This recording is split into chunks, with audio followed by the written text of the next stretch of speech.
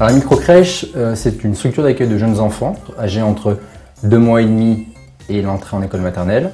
Produitsinterwood.com distribue sur internet du mobilier dans un style industriel vintage.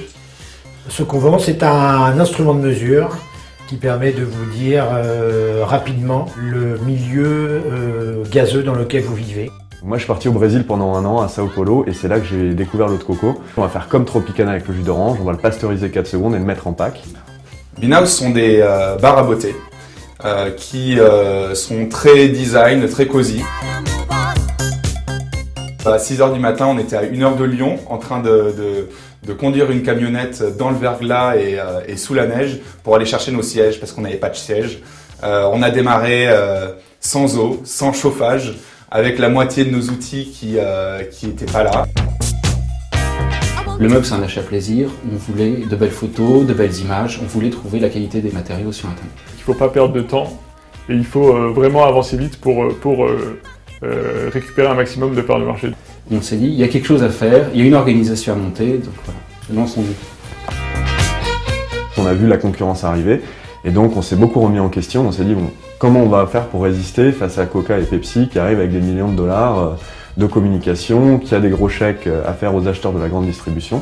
On commence à se rendre compte aujourd'hui que la qualité de l'air que nous respirons est aussi une question cruciale et vitale.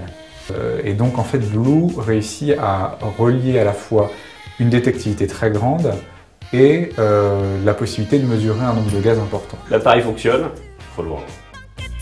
Notre souci premier, ce sont bien sûr les enfants. Quand on crée une structure, on la pense pour eux, pour leur bien-être, pour leur développement. C'est quand même une entreprise, un but social quelque part, même si c'est une entreprise privée. On fait quand même quelque chose pour essayer de vivre mieux, quoi. Il y a un financement qui nous est apporté, qui nous est arrivé assez tôt et qui aide beaucoup au développement de la société. La démarche du réseau Entreprendre Paris nous a plu parce qu'elle s'inscrit dans une logique bienveillante. On peut échanger sur les problématiques de chacun. Enfin, il y a vraiment une démarche humaine et un peu de partage. Quand on veut dire, on n'est pas seul. Je suis effectivement extrêmement heureux d'avoir pris le goût du risque et d'avoir cofondé cette société. Maintenant, on a très peu de regrets et on est à la fois un peu étourdi du chemin parcouru, à la fois très fier aussi de ce qu'on a réussi à faire avec nos petites mains. Je suis plutôt à pousser les gens à leur dire n'ayez pas peur, foncez, c'est une super aventure.